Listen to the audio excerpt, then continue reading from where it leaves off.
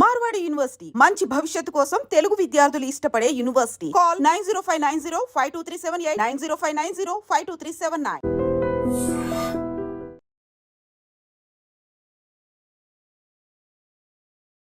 నమస్తే, welcome to I dreams social spotlight with కవిత.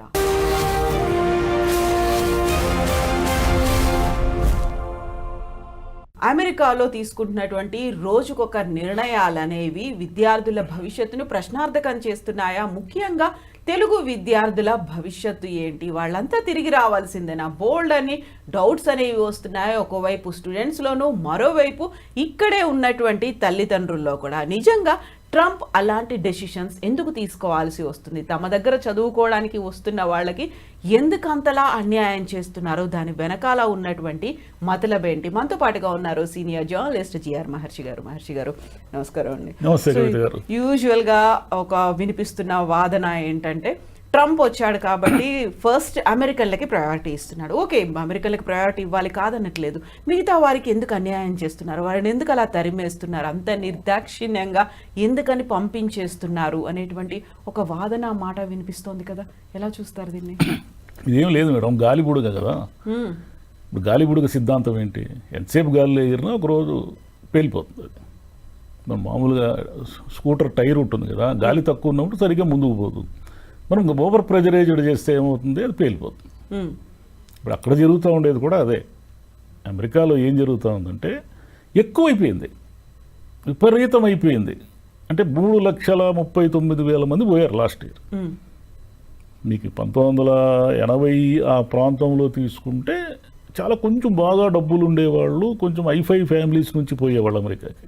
పోయి అక్కడ వాళ్ళకి నచ్చితే సెటిల్ అయ్యేది. అట్లా 90s తర్వాత ఏమైందంటే, ఈ వరల్డ్ లిబరలైజేషను వీటన్నిటి ప్రభావం వల్ల మధ్యతరగతికి కూడా అమెరికా అందుబాటులోకి వచ్చింది. మధ్యతరగతి పిల్లలు కూడా అమెరికా పోయి అక్కడే ఏదో ఉద్యోగాలు చూసుకొని అక్కడే సెటిల్ కావడం, ఇదంతా స్టార్ట్ అయింది. ఇది క్రమేపీ ఏమైపోయిందంటే, ఈ 20-25 ఏళ్లలో విపరీతంగా మన వాళ్ళు అక్కడ ఉన్నారు.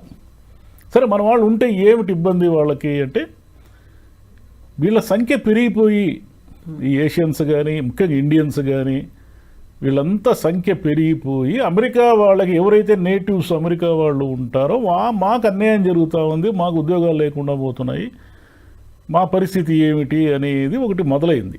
ట్రంప్ గెలవడానికి ముఖ్యమైన కారణం ఏమంటే, ఈ అమెరికాకు సంబంధించిన అన్యాయం జరుగుతుందని మన వాళ్ళు కూడా ట్రంప్కి వేశారు. అక్కడ ఉన్నటువంటి ఇండియన్స్, ఓటు హక్కు ఉన్న వాళ్ళు కూడా ట్రంప్కే వేశారు ఈసారి.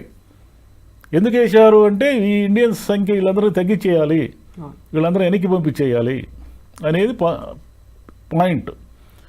సరే, ఇప్పుడు మన పిల్లలు అక్కడ ఉన్నారు కదా, ఏమిటి వాళ్ళ పరిస్థితి అంటే, ఇప్పుడు ఉన్న పరిస్థితుల్లో అక్కడికి వెళ్ళిన వాళ్ళు చాలా ఇబ్బందులు పడాల్సిన ఒక సిచ్యువేషన్ ఎదురైంది. ఎందుకు ఎదురైందంటే, సరే డబ్బులు బాగా ఉండి ఫీజులన్నీ కట్టుకుని నెలకు ఇంటి నుంచి 2 లక్షలు 3 లక్షలు ఖర్చులకు తెప్పించుకోగలిగి చదువుకున్న విద్యార్థుల శాతము 10-20% మించి ఉండదు. వాళ్ళు ఓకే, వాళ్ళకు వచ్చిన ఇబ్బంది ఏమీ లేదు, ఎందుకంటే వాళ్ళకేం పని చేయాల్సిన అవసరం లేదు. మిగతా వాళ్ళు ఉన్నారే 70-80% మంది, వీళ్ళు ఏం చేస్తారంటే, ఇక్కడ బ్యాంకులో ఏదో అప్పు తీసుకోవడము, ఏదో వాళ్ళకున్న ఆస్తులు షూరిటీ చూపించి అప్పులు తీసుకోవడము, ఫీజులు కట్టడానికి సరిపడా అక్కడ వెళ్ళి జాయిన్ కావడము, జాయిన్ అయిన తర్వాత చదువుకుంటూ పార్ట్ టైం చేస్తూ నెలకు ఒక $1,000 $1,500 సంపాదించుకొని తమ ఖర్చులకి వర్కౌట్ చేసుకుంటారు. ఆ సిచ్యువేషన్ నుంచి ఇప్పుడు ఏమైందంటే, అది యాక్చువల్గా నేరం. అది మనం వెళ్ళేదే రాంగ్ పద్ధతుల్లో వెళ్తున్నాం. అమెరికా వాళ్ళు మీకు ఏం చెప్పారు? వచ్చి చదువుకోండి, ఫీజులు కట్టి అన్నారు. కానీ మనం అలా వెళ్ళడం లేదు. వాళ్ళు ఏమడుగుతున్నారు? అయ్యా, మీకు చదువుకునే దానికి సరిపడా డబ్బులు ఉన్నాయా లేదా మీ అకౌంట్లో అంటే, మనం అకౌంట్లో డబ్బులు కూడా చూపిస్తున్నాం. సరే, పద్ధతులు ఏవైనా కావచ్చు, మనము అకౌంట్లు, దీనికంతా ఈ కన్సల్టెన్సీలు ఇవన్నీ కూడా హెల్ప్ చేస్తాయి. మనం అకౌంట్లో, అయ్యా మా దగ్గర 40 లక్షలు ఉంది, 50 లక్షలు ఉంది, మేము చదువుకోవడానికి వస్తున్నామని వెళ్ళాం. మనం సఫిషియంట్ అమౌంట్ అయితే ఉంది వెళ్ళాము. వెళ్ళిన తర్వాత అనివార్యంగా ఇంటి నుంచి 2 లక్షలు 3 లక్షలు తెప్పించుకునే పరిస్థితి లేదు కాబట్టి మనం అనివార్యంగా అక్కడ మన పిల్లలు పార్ట్ టైం జాబ్స్ చేస్తారు. సరే, ఈ పార్ట్ టైం జాబ్స్ నేరమని అమెరికా వాళ్ళకి తెలియదు అంటే తెలుసు. వాళ్ళు ఏం చేశారు, వాళ్ళకున్న వ్యాపారాలు, వాళ్ళకున్న అవసరాలు, ఇప్పుడు అనేక సూపర్ మార్కెట్లు, పెట్రోల్ బంకులు, లేదా చిన్న చిన్న సంస్థలు ఇవన్నీ ఉంటాయి కదా. ఇక్కడ బేబీ సిట్టర్లు, అన్ని బేబీ సిట్టర్లు, ప్రతిదీ వీళ్ళకి అమెరికా వాళ్ళని హైర్ చేసుకోవాలంటే వాళ్ళ రూల్స్ ప్రకారం ఎక్కువ డబ్బులు ఇవ్వాలి. అంటే మన పిల్లలు గంటకు $10 పని చేస్తే అమెరికా వాళ్ళకి $20 పైన ఇవ్వాలి. కాబట్టి ఇదంతా వాళ్ళకి కుదరదు. కాబట్టి ఇక్కడ ఉన్న చదువుకుంటున్న పిల్లల్ని అనేక మందిని వాళ్ళకు కూడా తెలుసు. ఇప్పుడు ఒక సూపర్ మార్కెట్ ఉంది, జాబ్ ఇచ్చాడు అనుకోండి, మన తెలుగు పిల్లలకు, ఇంకా ఏదో ఒక విదేశీ విద్యార్థులకు జాబ్ ఇచ్చాడు అనుకోండి, మరి తెలియక కాదు అది క్రైమ్ అని తెలుసు. తెలిసి కూడా ఏమిటంటే వాడికి రోజుకి సగం డబ్బులు మిగులుతాయి. ఈ పిల్లవాడు ఏమిటంటే గట్టిగా బాగా పనిచేస్తాడు. ఎందుకంటే అక్కడ పోయి జీవించాలి కాబట్టి మన పిల్లలు చాలా డిసిప్లిన్గా పనిచేస్తారు. పని చేసి అక్కడ డబ్బులు తీసుకుంటారు. ఈ అమెరికాకు సంబంధించిన గవర్నమెంట్ అఫీషియల్స్ ఉంటారు కదా, దీనికి ఎవరో ఒకరు, వాళ్ళకు తెలియదంటే వాళ్ళకు తెలుసు. ఇంతకాలం వాళ్ళు ఏం చేశారంటే చూసి చూడనట్టు ఉన్నారు. ఇప్పుడు ట్రంప్ వచ్చి ఏం చేశాడంటే నువ్వు చదువుకోవడానికి వచ్చావు కాబట్టి చదువుకో అంటున్నాడు. ఇప్పుడు ఏం చేయాలా, అప్పులు చేసి వెళ్ళారు. అప్పులు చేసి వెళ్ళారు. ఇంటి నుంచి 2 లక్షలు 3 లక్షలు తెప్పించుకునే పరిస్థితి లేదు. వెనక్కి వస్తే ఈ అప్పులు కూడా తీర్చాలి. ముందుకు పోవడానికేమో వాడు ఎప్పుడైనా మనల్ని పట్టుకొని వెనక్కి పంపించేస్తాడు. ఉద్యోగాలు ఇచ్చేవాళ్ళు కూడా భయపడుతున్నారు. దీనికి తోడు చదువు అయిపోయిన తర్వాత అది ఓపీటీ ఉంటుంది కదా, ఆప్షనల్ ప్రాక్టికల్ ట్రైనింగ్ అని, అది కూడా క్యాన్సిల్ చేసేస్తాము అనే మూడ్లో. అది ఎందుకంటే స్కిల్స్ డెవలప్ చేసుకోవడానికి మీకు కొంత టైం ఇస్తారు. ఈ టైంలో మన పిల్లలు ఉద్యోగాలు ఎత్తుక్కోవడము, H1B కోసం ట్రై చేయడం, ఇలా ఏదో చేస్తూ ఉంటారు. ఇదంతా ఏమైపోయిందంటే అమెరికా వెంట మనం పరుగులు తీసి ఓవర్ క్రౌడెడ్ అయిపోయింది. ఈ ఓవర్ క్రౌడెడ్ వల్ల వెళ్ళిన వాళ్ళు ఇబ్బందులు పడుతున్నారు. వెళ్ళిన వాళ్ళు ఏమి ఇబ్బందులు పడుతున్నారు, ఇంత అంటే పని చేస్తున్నప్పుడు ఇబ్బందులు పడ్డారు. మీకు రోజుకి 7 గంటలు 8 గంటలు పని చేసి మళ్ళీ కాలేజీకి వెళ్ళి చదువుకోవడం, ఇదంతా కూడా స్ట్రెయిన్ కదా. దానికి తోడు ఏం చేస్తున్నారంటే డబ్బులు ఎక్కువ వస్తాయని రిస్కీ ప్లేసుల్లో పనిచేస్తున్నారు. రిస్కీ ప్లేసులు అంటే ఒక డౌన్ టౌన్ ఏరియానో, లేదంటే ఒక డ్రగ్ ఎక్కువగా ఉన్నటువంటి ఏరియానో, గన్ కల్చర్ ఉన్న ఏరియానో ఉంటుందనుకోండి. అక్కడ ఆ సూపర్ మార్కెట్, పెట్రోల్ బంకులో ఏవో ఉంటాయి, అక్కడ పని చేయడానికి ఎక్కువ డబ్బులు ఇస్తారు. మామూలుగా ఇచ్చే డబ్బుల కంటే అక్కడ రిస్క్ ఉంది కాబట్టి ఎవరు రారు కదా, ఎక్కువ డబ్బులు ఇస్తారు. ఎక్కువ డబ్బులు ఇస్తే మన వాళ్ళు పోయి పనిచేస్తున్నారు. అక్కడ చనిపోయిన వాళ్ళు చాలామంది ఉన్నారు. ఈ గన్ కల్చర్లో చనిపోయిన పిల్లలు ఉన్నారు. వీళ్ళంతా ఏమైపోయిందంటే చదువు అయిపోయిన తర్వాత ఉద్యోగాలు కావాలి కదా, ఆల్రెడీ ఆడ సెటిల్ అయ్యి ఉద్యోగాలు చేస్తున్న వాళ్ళు ఉంటారు. ఏది మన ఇండియన్స్ కానీ తెలుగు వాళ్ళు కానీ ఎవరైనా కానీ, వీళ్ళు వాళ్ళకి పోటీగా వెళతారు. అంటే వాడికి ఒక $6,000 వస్తూ ఉందనుకోండి నెలకు. ఈ $6,000 వాడు చేసే పని వీడు 3,000కే చేస్తారంటాడు. అక్కడ వాడికి ఉపాధి కూడా దెబ్బపడుతుంది. వాడి ఉపాధి పోతా ఉంది. వాడి ఉపాధి పోతే వాడికి ఇంకా డేంజరు. ఎందుకు డేంజర్ అంటారా, వీళ్ళు ఏం చేస్తారంటే ఉద్యోగం వచ్చిన వెంటనే ఒక ఇల్లు కొనుక్కుంటారు. ఎందుకు ఇల్లు కొనుక్కుంటారంటే అక్కడ వీళ్ళు కట్టే రెంటు, వీళ్ళు కట్టే EMI 2 ఈక్వల్గా ఉంటాయి. పెద్దగా వడ్డీ రేట్లు బీభత్సంగా ఏమి ఉండవు. దానికి తోడు మీరు కట్టే డౌన్ పేమెంట్ కూడా అబ్నార్మల్ ఏమి ఉండదు. మీరు కట్టుకోగలిగిన స్థాయిలో ఉంటుంది. అంటే ఒక $5,000 $10,000 ఎంతో మీరు కొనే ఇంటి స్థాయిని బట్టి ఉంటుంది. ఈ EMI ఎలాగో మనం రెంట్ ఎవడికోడికి పే చేయాలి కాబట్టి మన ఇంటినే మనం ఓన్ చేసుకుందామని వాళ్ళు కమిట్మెంట్స్ పెంచుకుంటారు. వాడికి ఒక $6,000 జీతం వస్తుంది అనుకోండి, వాడు కమిట్మెంట్స్ పెంచుకొని ఏం చేస్తాడంటే వాడికి వచ్చే దాంట్లో $3,000 EMIలు కట్టుకోవడానికి పెట్టుకుంటాడు. ఇప్పుడు వీడు పోటీకి వస్తే వాడు $3,000 వాడు పని చేయలేడు. $3,000 పని చేస్తే వాడు ఏం చేయగలుగుతాడు, అప్పులు కూడా తీర్చుకోలేడు. పోనీ ఆ ఇంటిని అమ్మేద్దామంటే అది కుదరదు. ఎందుకు కుదరదంటే ఆడ ఫస్ట్ హ్యాండిల్ ఇండ్లే అనేకం ఉంటాయి.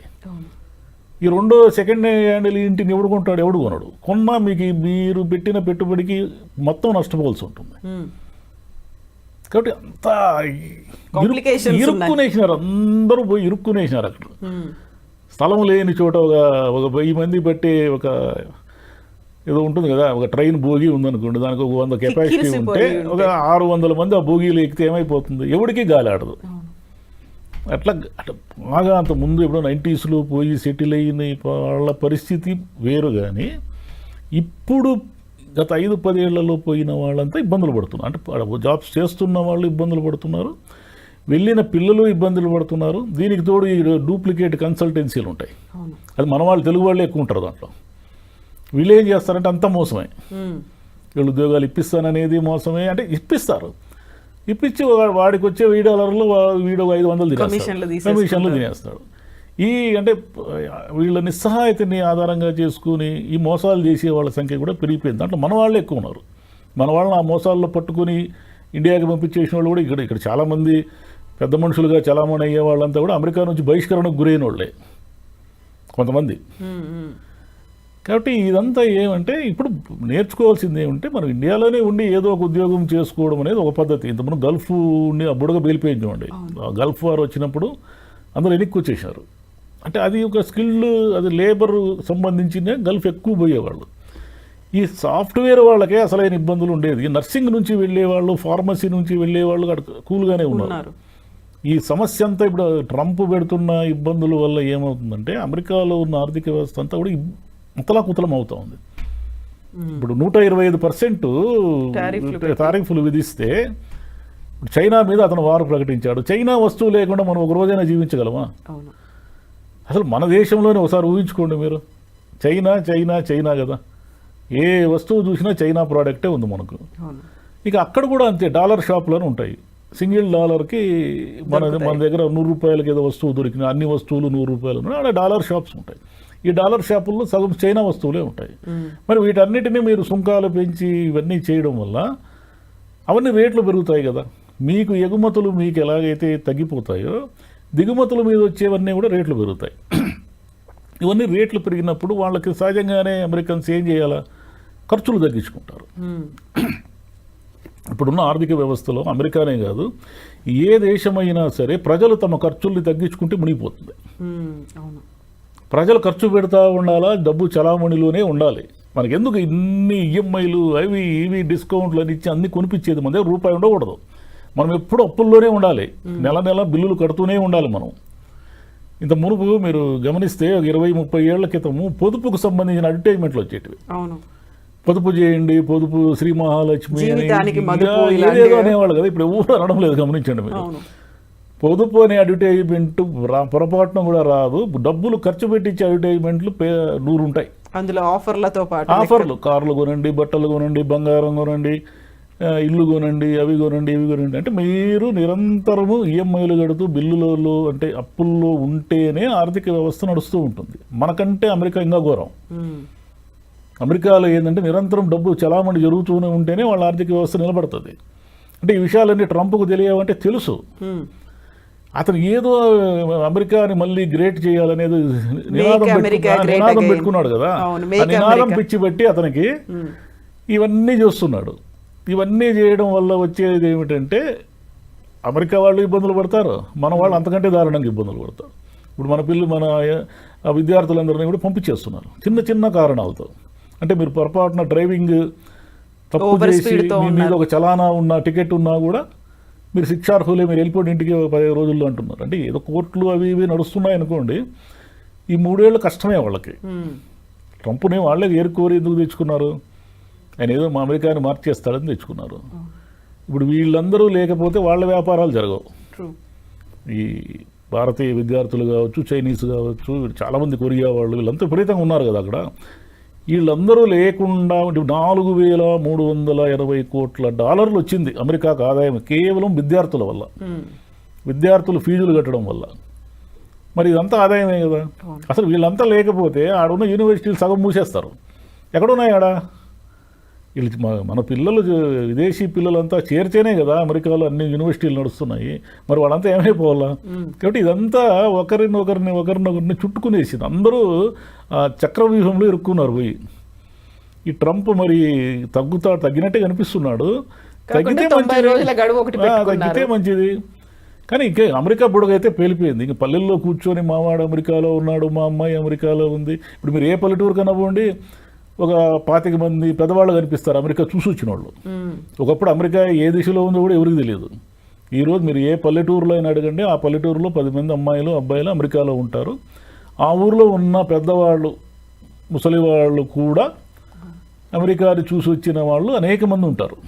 ఎందుకంటే ఇప్పుడు పిల్లలకి ఏదైనా పురుడు, డెలివరీలు ఇవన్నీ అయినప్పుడు అక్కడ ఖర్చులు భరించలేరు కాబట్టి యాక్చువల్గా వీళ్ళు పోయేది అసిస్టెంట్లుగానే హెల్త్ అసిస్టెంట్లుగానే పోయేది మనము. కానీ మనం ఏదో చెప్పుకుంటూ ఉంటాం అమెరికా పోయించినాం అని. కాబట్టి ఈ డాలర్స్ డ్రీమ్ అనేది బుడగా అయిపోయింది దాని పని. ఈ అయిపోయిందనే దాన్ని గుర్తించి ఇంక డబ్బులుంటే పోండి, మీరు ఉద్యోగం చేయండి, లేదంటే వెనక్కి వచ్చేయండి, ఏమైనా వీళ్ళు వెళ్తారు కదా, 3,30,000 మంది వెళ్ళారు కదా, వీళ్ళలో 20,000 మంది కూడా వెనక్కి రారు. 3,30,000, 3,15,000 మంది ఆడే ఉండాలనుకుంటారు. ఎక్కడుంది ఆడ స్పేస్, మీకు ఎక్కడుంది జాబ్స్, ఎక్కడున్నాయి? లేదు కాబట్టి అది మీరు వెనక్కి రాలేరు. ఎందుకు రాలేరంటే ఇక్కడ ఉన్న కమిట్మెంట్స్ కోసం వెనక్కి రాలేరు. పైగా అక్కడ అలవాటు పడితే కూడా కష్టమే. ఎందుకంటే మీకు ఆ సివిక్ కమ్యూనిటీస్ కానీ, ఈ ట్రాఫిక్ కానీ, ఇదంతా ఒక సిస్టమ్ ఉంటుంది కదా, మనకు సిస్టమ్ ఉండదు ఇక్కడ. కాబట్టి ఆడ డ్రైవ్ చేసేవాడు ఈ డ్రైవ్ కూడా చేయలేడు, ఈ ట్రాఫిక్ని తట్టుకోలేడు వాడు.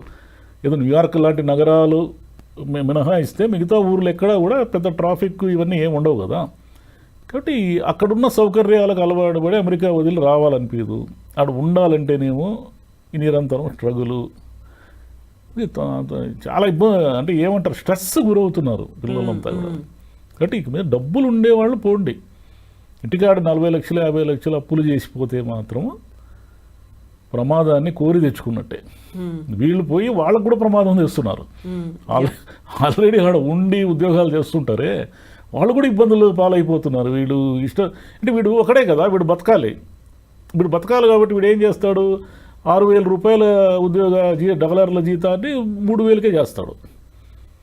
వీడికి సర్వైవల్ కాబట్టి. వాడేమో ఆల్రెడీ కమిట్మెంట్స్కి ఫిక్స్ అయిపోయి ఈ జీతం నాకు వస్తుందేమో అనే భ్రమలో ఉంటాడు. వాడికి ఆ జీతం పోయిందంటే ఆ కమిట్మెంట్స్ అని వాడెప్పుడు తీర్చుకుంటాడు. అంటే వాళ్ళు అందరూ ఈ సర్కిల్లో ఇరుక్కునేశారు. దీని ఇదోడు అదనంగా ట్రంప్ వచ్చాడు. ఆల్రెడీ బ్యాడ్ వెదర్ స్టార్ట్ అయింది, ట్రంప్ వచ్చి అదనంగా వచ్చి రిసెషన్, ఈ సుంకాలు, ఈ గోలంతా పెట్టి తెచ్చిపెట్టేశాడు. కాబట్టి ఇంకా అమెరికా అనేది డ్రీమ్ కాదు, అమెరికా అనేది ఒక రకమైన పీడకల. ఇంకా పోతే లేదు మేము పోతాము అమెరికాలోనే, ఏమైనా సరే డాలర్లు తెచ్చుకుంటాము అని అనుకుంటే 10 మందిలో ఒకడు కూడా సక్సెస్ అయ్యే పరిస్థితి లేదు ఇప్పుడు అట్ ప్రజెంట్. వేరే సాఫ్ట్వేర్ కాకుండా వేరే విభాగాల్లో పోయిన వాళ్ళు ఓకే, కానీ వాళ్ళు లేరు కదా ఎక్కువ. ఈ నర్సింగ్లోనూ అంతా ఈ సాఫ్ట్వేర్లోనే నడుస్తూ ఉంది అంత చుట్టూ. సో ఎందుకు వెళ్తున్నారు, ఎలా వెళ్తున్నారు చూసుకోవాలి, ఒక సక్రమమైన పద్ధతి. అందులో వాళ్ళు అమెరికన్లు ట్రంప్ ఏం ఆంక్షలు ఎందుకోసం పెట్టారనేది కూడా మనం అర్థం చేసుకొని ఆలోచన చేయాల్సిన అవసరం ఉంది. ఏం ఆలోచన చేయరు. ప్రతి వాళ్ళకి డాలర్లు సంపాదించాలని కోరుకున్నప్పుడు ఎందుకు ఆలోచిస్తారు? మనం సక్సెస్ అయ్యి వస్తామేమో మనకు తెలియదు కదా. ఇదే ఉంటుంది. అంటే గవర్నమెంట్ విధించే, అంటే ప్రభుత్వాలు మారినప్పుడు ఇలాంటి ఉపద్రవాలు వస్తాయి. వీటికి తట్టుకొని నిలబడే వాళ్ళు ఉంటారు, నిలబడలేని వాళ్ళు వెనక్కి రావాల్సింది. వాళ్ళు బలవంతంగానే పంపిస్తారు, మనం సర్వైవ్ కాకుండానే వెనక్కి వస్తాము. ఆ ట్రాన్సిషన్ పీరియడ్ని అర్థం చేసుకోగలిగితే బెటర్, లేకపోతే ఇంకా కష్టాలే. ఇక్కడ తల్లిదండ్రులకు కూడా కష్టాలే. అవును, పాపం వీళ్ళు ఏవో ఉన్న ఆస్తులు అవి ఇవి తాకట్టు పెట్టి పంపిస్తారు కదా. వాళ్ళకేమో ఇంటికి పోతే, ఖాళీ చేతులతో ఇంటికి పోతే అమ్మా నాన్న ఏమనుకుంటారు అని, వీళ్ళేమో మా పిల్లలు అమెరికాలో ఉన్నారని ఇక్కడ అది ఏమంటారు, అది ఆనందంగా చెప్పుకొని తిరుగుతూ ఉంటారు. అమెరికా నుంచి వాడు ఖాళీ చేతులతో వచ్చాడంటే వీళ్ళు షాక్ అయిపోతారు. ఈ చిన్న ఎమోషనల్ సమస్యలన్నీ ఉన్నాయి దీంట్లో. Yes, Maharshi garu. Thank you so much, sir. Thank you. Thank you. Thank you.